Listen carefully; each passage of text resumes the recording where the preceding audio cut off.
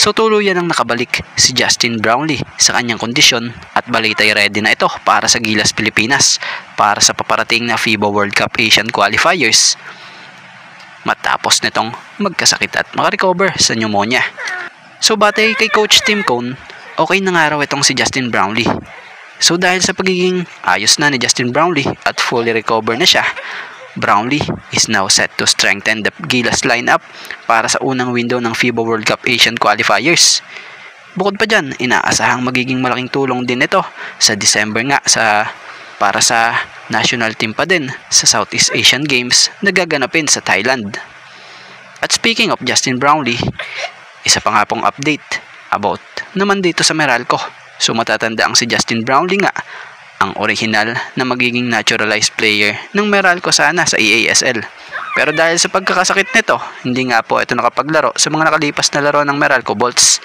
So sa ngayon, may kartada ang Bolts sa EASL na 2-2 record. So ngayon nga po, mukhang good news.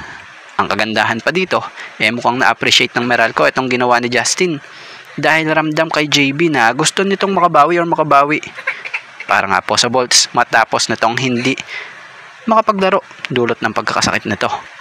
So batay sa FB page nga po or post ng nasabing koponan, credit po Justin Brownlee visited #Meralco Bolts team officials Governor Bill Pamintuan, alternate Governor Malu Alven, and manager Paulo Trillo, together with Barangay Ginebra first assistant coach and Gilas assistant coach Richard Del Rosario.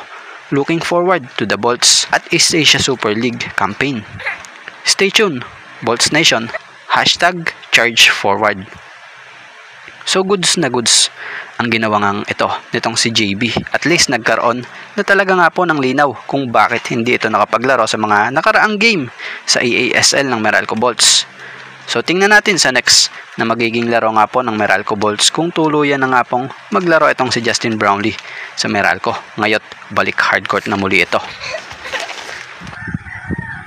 So hindi pa man official na naturalize itong si Benny Boatwright, pero makikita natin sa kanya ang pagiging proud Pinoy niya.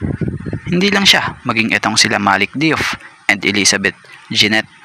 So pinakita nga po ng tatlong ito ang pagsuporta sa Gilas Pilipinas National Team kasama itong ibang officials. So binisita nga po nila Benny Boatwright ang Gilas Pilipinas National Team sa ensayo na naghahanda para sa paparating na first window ng FIBA World Cup Asian Qualifiers.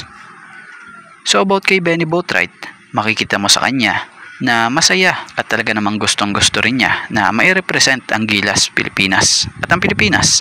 So sana mapabilis pa ang patuloy na proseso ng naturalization nitong si Benny Boatwright para makasama na siya sa mga laban ng Gilas Pilipinas sa mga susunod. Tiyak na malaki ang impact na magagawa nito sa national team dahil sa hindi ito scouted ng ibang mga makakalabang national team dahil sa bago nga ito. So magugulat na lang ibang bansa sa mga paparating na windows or ibang mga laban ng Gilas Pilipinas pag sinabak na nga po kasama itong si Benny Boatwright dahil sa biglang laki nga po ng lineup ng national team at puro bata at mga nasa sa prime pa nga. At about naman dito kay Balongay, so may nabasa nga tayo sa post ni PBA Insider News na I heard that Barangay Ginebra will make trade moves before the PBA playoffs because they are the 9th seed in this conference. And according to our source, they are waiting for Phoenix's rising big man Kai Balongay to be available for trade, and they plan to offer Isaac Go and their own pick for the 51st draft. Source, Ginebra Insider. So bilang opinion nga at reaction natin dito sa nabasa natin to, so gaya ng nasabi nga po dito about dito, yung sinasabing moves ng Jeans na trade bagong playoffs di umano. Kung si Kai Balongay ang tinatarget nila, goods yun kung tutuusin para sa Jeans. Dahil unang-una, ganitong big man ang sa tingin at opinion natin swak sa sistema ng Jeans na siyang makakatulong sa paglakas nga ng forward or center position ng team. So isa nga itong versatile big man, may tira sa labas, at isa nga itong maaasahang rim protector dahil sa husay nitong tumiming. So sa tingin nga natin dito pwede ito. Bukod doon sa babata ang frontline ng Ginebra. Dahil kung titingnan nyo, may mga edad na nga po ang bigs ng Ginebra ngayon, like Japet na 38-year-old na, Raymond Aguilar, 38-year-old na, Norbert Torres, 35 years old. So, isa na lang talaga ang frontline player na bata dito sa Giants yung hindi masyado nagagamit na si Adamos. So si Kai Balungay, 22 to 23 years old pa lamang ito. So pag nahinog ito, sigurado tataas pa ang laro nito. So goods kung sakaling mapahinebra ito. So about naman dun, speaking of Jamie Malonzo, matatanda ang itong 6'7" forward na si Malonzo ay umalis nga sa Ginebra nito lamang para maglaro sa Kyoto Hanaris sa liga sa Japan B-League. So di nga nagtagal sa team ng Kyoto itong si Jamie Malonzo dahil after 5 games eto't binitiwan na ito.